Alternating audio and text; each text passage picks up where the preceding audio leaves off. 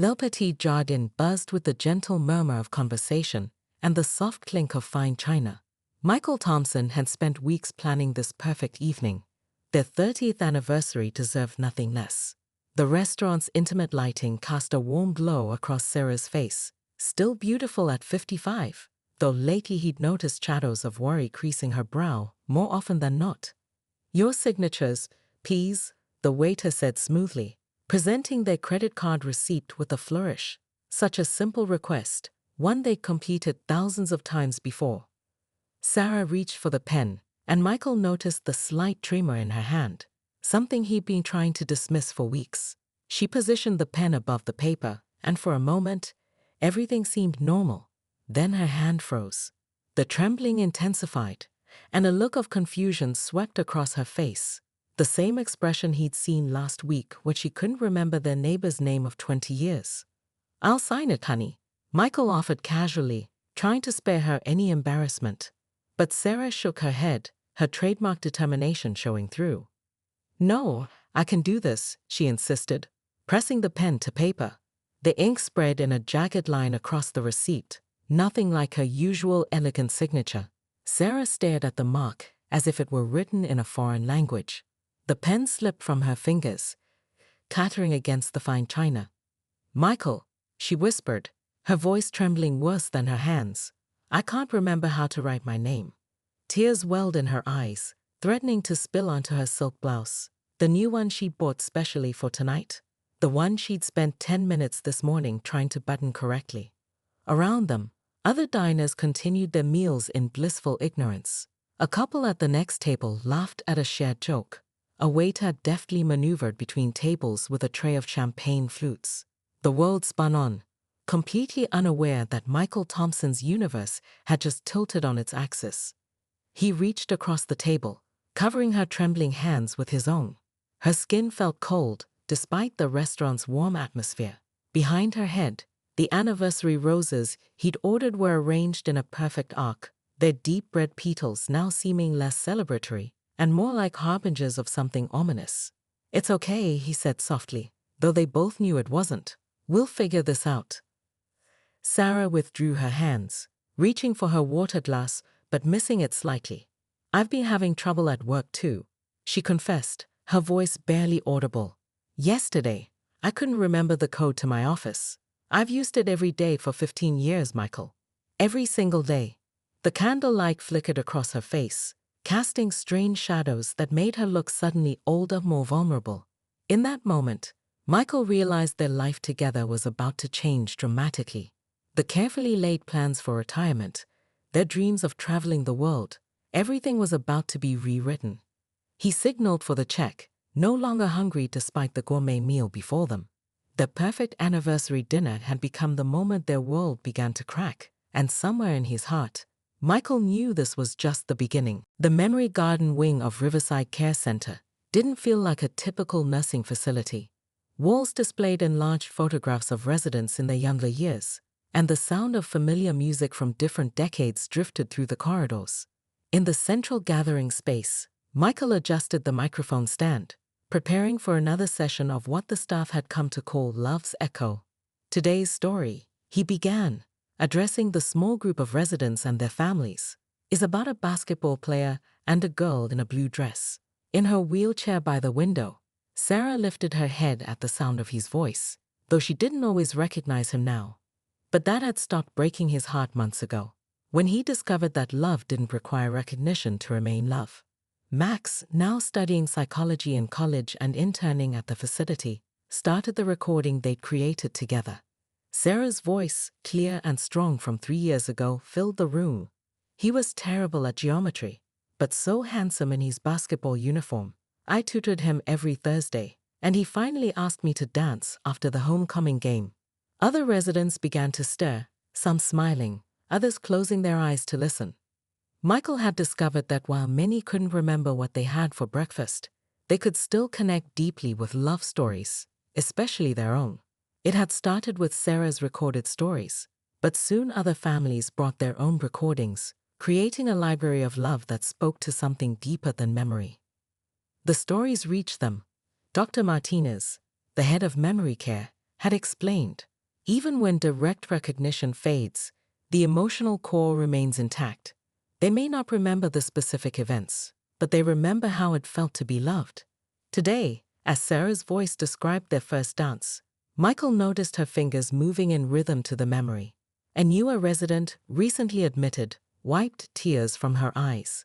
Her husband reached for her hand, and Michael saw a glimmer of understanding pass between them. The same journey, different chapter. After the session, Max helped collect the recording equipment.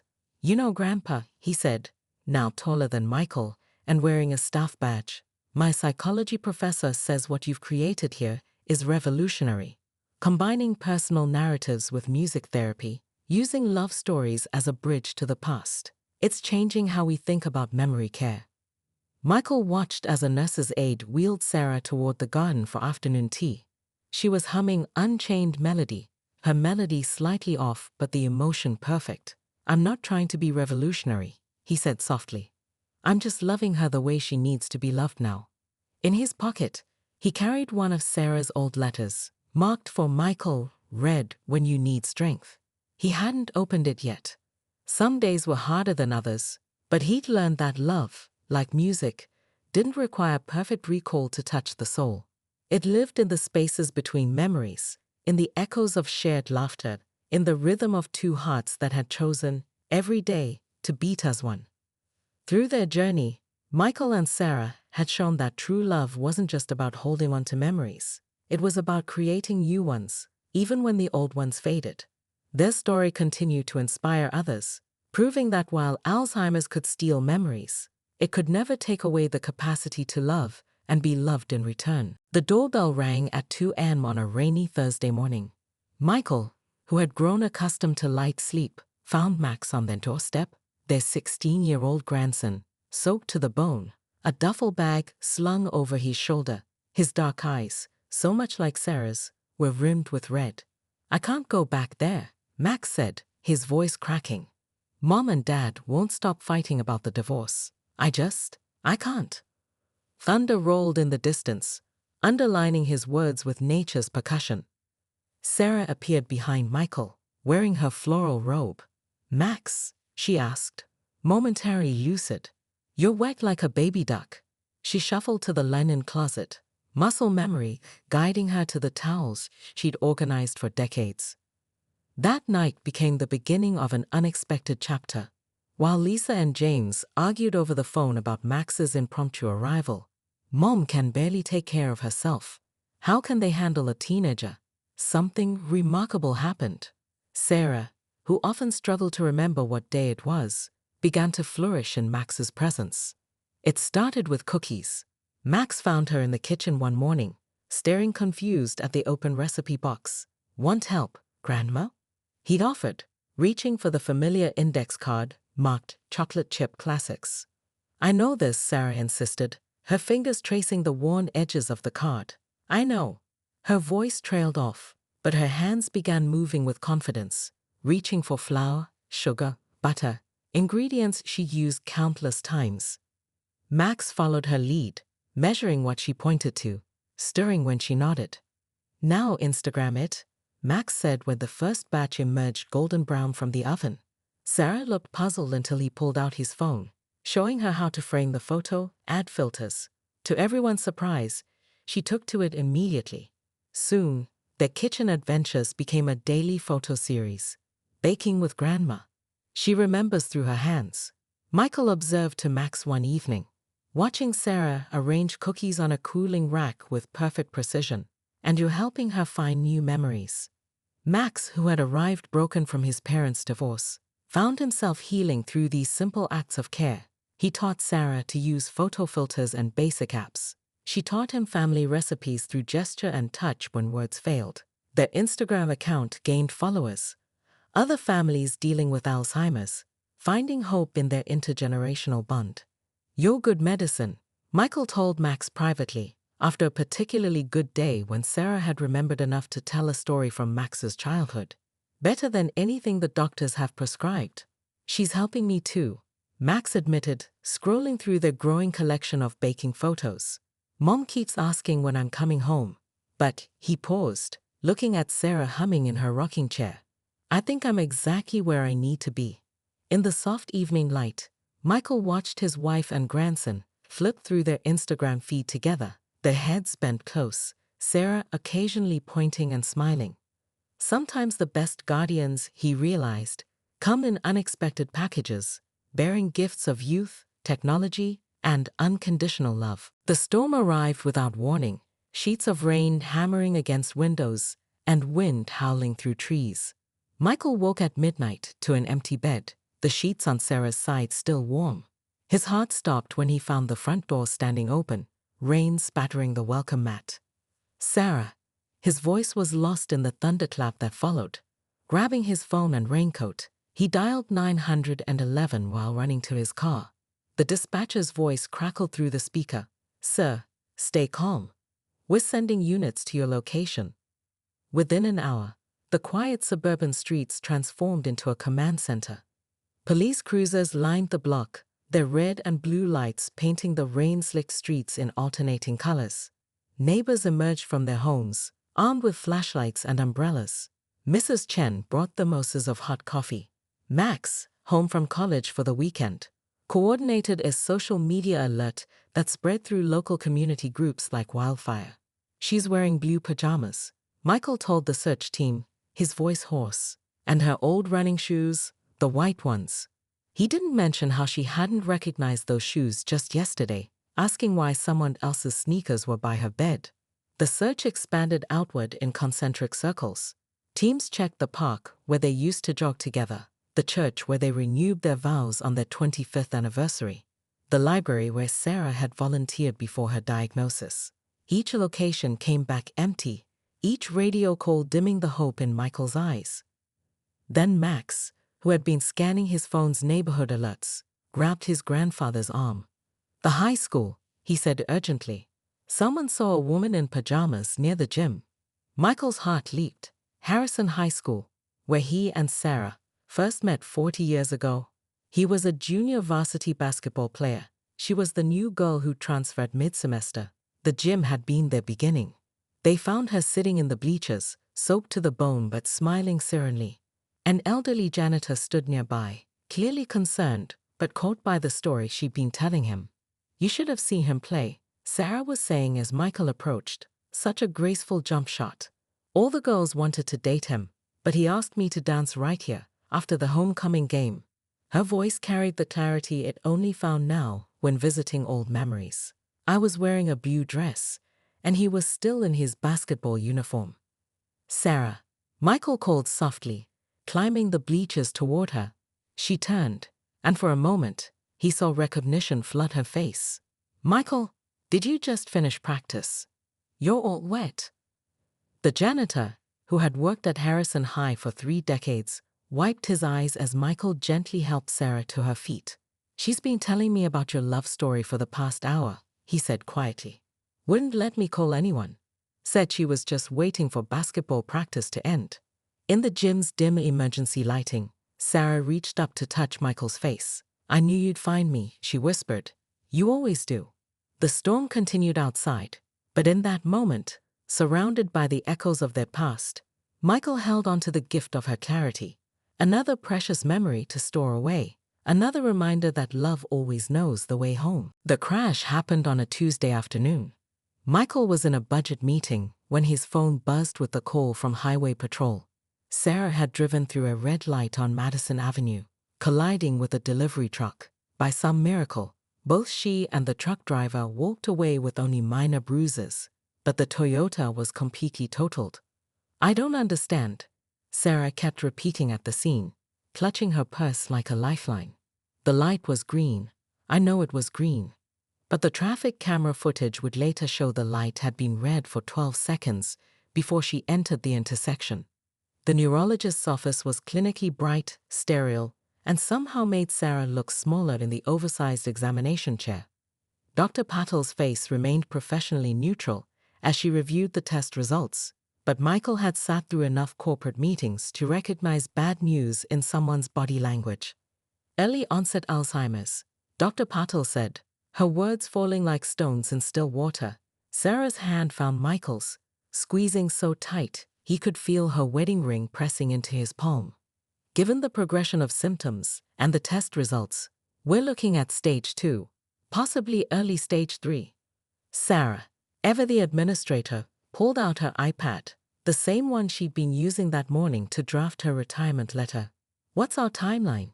she asked, her voice steady even as her fingers trembled over the screen. "What medications? Treatment options?"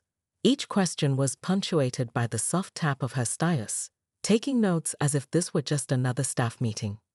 But later that night, after they'd called the children and endured the tears and shocked silences, Michael found their bedroom empty. A soft light spilled from beneath the home office door. Inside, Sarah sat at her desk, surrounded by stacks of stationery and cards. "I need to write everything down," she explained without looking up, her handwriting unusually messy but determined. "Lisa needs to know about the family medical history. James should have Grandma's chocolate chip cookie recipe. The grandkids," her voice cracked, "they need to know who their grandmother was before." Michael knelt beside her chair, noticing the tear stains on the half-finished letters. On her desk, dozens of envelopes were already addressed. For Emma's 16th birthday, for James's first child, for Michael, read on our 35th anniversary. "I can't let them forget me," Sarah whispered, her pen still moving across the paper. "I can't let you forget who I was." Michael gathered her trembling hands in his. "That's impossible," he said softly. "You're unforgettable." But later, as Sarah finally slept, Michael sat in the kitchen reading through her letters. Each one was a piece of her heart, carefully preserved in ink and paper, a race against time to capture her essence before it began to fade. He realized that while they couldn't stop what was coming, they could preserve these moments, these memories, like photographs in an album of their love story. The tension in their living room was thick enough to cut with a knife. Lisa paced back and forth, her hospital ID badge still clipped to her white coat, having flown in directly from her shift at Boston General. James sat rigidly on the couch, his laptop open to a spreadsheet, comparing nursing homes across 3 states. The Sunday afternoon sun streamed through the bay windows, casting long shadows across the Persian rug Sarah had picked out 20 years ago. "Dad, this is completely irrational," Lisa declared, her doctor's authority bleeding into her daughter's concern. "You're 62. You can't just throw away your pension and become a full-time caregiver. Mom needs professional help." "I've already reviewed the numbers," James added, his financial analyst mindset taking over. "There's a fantastic facility near me in Chicago. Top-rated memory care unit, daily activities, full medical staff." "Your mother isn't a spreadsheet, James," Michael interrupted, his voice quiet but firm. He stood by the fireplace, surrounded by family photos chronicling their life together. "And Lisa, this isn't your diagnosis to make. But it is mine." Sarah's voice cut through the argument like a blade. She stood in the doorway, holding a tray of coffee cups that trembled slightly in her hands. Michael moved to help her, but she shook her head. With deliberate concentration, she placed the tray on the coffee table, only spilling a few drops. "I may be losing my mind," she continued, her principal's voice emerging, the one that had silenced countless rowdy school assemblies. "But I haven't lost my right to choose." Her eyes met each of theirs in turn. "And I choose to stay in my home, with your father, for as long as possible." "Mom," Lisa's voice cracked, "we're just trying to help." "I know, sweetheart." Sarah sat down, patting the space beside her. Lisa collapsed next to her mother, suddenly looking less like a distinguished physician and more like a scared little girl. "But right now, I need you to help by listening." She reached for Michael's hand, gripping it with surprising strength. "Your father and I have discussed this extensively. We've met with our financial advisor, our lawyer, and yes, even a geriatric care specialist. This isn't a rash decision." James closed his laptop slowly. "But Dad's health will be monitored," Michael assured him. "I've already joined a caregiver support group. We're installing safety systems in the house, and we'll hire part-time help when needed." Sarah looked up at him, love and fear mingling in her eyes. "We're still writing our story," she said softly. "It just has an unexpected plot twist." The room fell silent, except for the gentle ticking of the grandfather clock, a wedding gift from Sarah's parents, still keeping perfect time after 3 decades. Outside, a neighbor's wind chimes caught the afternoon breeze, their melody drifting through the window like a reminder that even in storms, beauty could be found. Lisa's wedding reception buzzed with energy in the grand ballroom of the Fairmont Hotel. Crystal chandeliers cast a warm glow over 200 guests, but Michael's attention remained fixed on Sarah, who sat rigid in her chair, her fingers nervously shredding a cocktail napkin. The noise, the crowd, the constant motion, it was all becoming too much. "Perhaps we should go," Michael whispered, noticing how Sarah's eyes darted anxiously from face to face, each one a stranger despite many being longtime friends. She'd done remarkably well during the ceremony, holding it together as their daughter walked down the aisle, though Michael suspected it was more about muscle memory than actual recognition. Sarah's hand trembled as she reached for her water glass. "Lisa," she managed to say, one of the few names she still held on to. Lisa's important day. But her breathing had become shallow, her tells for an impending anxiety attack growing more evident. Just as Michael began to rise, ready to make their excuses to Lisa and her new husband, the opening notes of Unchained Melody filled the ballroom. The reaction was immediate. Sarah's head lifted, her eyes clearing like sunlight breaking through clouds. "Our song," she whispered, her voice stronger than it had been all day. Without hesitation, Michael stood and offered his hand. She took it with a grace that momentarily erased the past year of decline. As he led her to the dance floor, whispers rippled through the crowd. Most guests knew about Sarah's condition. They'd watched her struggle through dinner, seen Michael quietly cutting her food when her coordination failed. But now, as the Righteous Brothers' iconic melody surrounded them, something extraordinary happened. "Oh, my love, my darling," Sarah sang softly, perfectly in time, each word clear and precise. "I've hungered for your touch." Her head rested against Michael's shoulder, just as it had at their own wedding 31 years ago. They swayed together, and for a moment, the disease lost its grip. Lisa, watching from her sweetheart table, pressed her handkerchief to her eyes. Max, now 17, and manning the wedding's Instagram account, captured the moment on his phone. His grandmother looking more like herself than she had in months, his grandfather holding her as if she were made of precious crystal. A long, lonely time. Sarah continued singing, her voice carrying just enough for those nearest to hear. Michael held her closer, feeling the years melt away. In this moment, they weren't patient and caregiver. They were just Michael and Sarah, dancing at their daughter's wedding. As the song drew to a close, Sarah looked up at Michael with complete recognition. "You never let go," she said clearly, a moment of lucidity shining through like a gift. "Never will," he promised, touching his forehead to hers as the final notes faded. Around them, there wasn't a dry eye in the house, but the tears were no longer just of sadness. In this moment, love had transcended memory, proving that some things remain etched not in the mind, but in the heart. The grand piano sat in the corner of their living room, its polished surface catching the glow of the evening lamp. Michael watched as Sarah ran her fingers over the keys, hesitating before each note of Chopin's Nocturne in E-flat major. Her speech had become increasingly fragmented over the past few months, full sentences crumbling into half-formed thoughts, but her fingers still remembered the way home to these ivory keys. "I can't," she struggled with the words, frustration clouding her face. "Can't tell you about today, but I can play it." Her fingers found the melody, and suddenly the room filled with a melancholy so profound it brought tears to Michael's eyes. The music spoke of confusion, of loss, but also of an enduring grace that no disease could steal. Earlier that day, she'd been unable to remember their address when the delivery man asked. Yet here she was, performing a piece she'd learned in college with near-perfect precision. The human brain, their neurologist had explained, was a mystery, musical memory often outlasting all other forms. Michael moved to sit beside her on the bench, listening as the final notes of the nocturne faded into silence. "That was beautiful," he whispered. Then, drawing from their new tradition, he began to hum the first few notes of Moon River. Sarah's face lit up with recognition, and her hands found the melody instantly. They developed this game by accident one frustrated evening when Sarah couldn't remember what she wanted to say. Michael had started humming an old tune, and to his amazement, she'd finished it on the piano. Now it was their primary mode of communication, a musical conversation that required no words. Their neighbor Mrs. Chen often heard them late into the night, the music floating through the walls. Like a private radio station, she'd commented once, bringing over a casserole.